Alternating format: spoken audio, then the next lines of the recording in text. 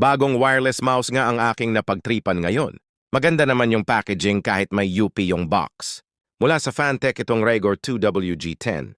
Meron nga din itong warranty card, and syempre manual na binabasa lang pag di na alam ang gagawin. Syempre black and red para astig. Maganda yung design para sa akin. Tingin ko babagay ito dito sa black table ko. Pro gaming mouse nga daw ito at power saver din. Powered by AA batteries.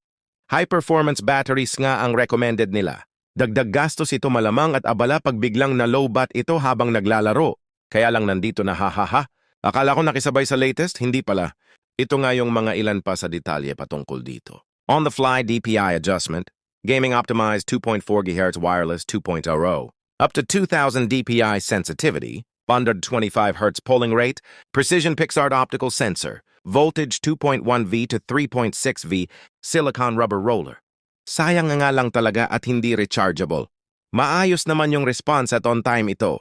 Sinubukan ko na din sa pag-livestream at hindi naman ako binigo ng mouse na ito. So ayun, pasado naman ito para sa akin kahit na hindi ito rechargeable. Sana rechargeable na at Type-C na din. Sayang kasi yung design.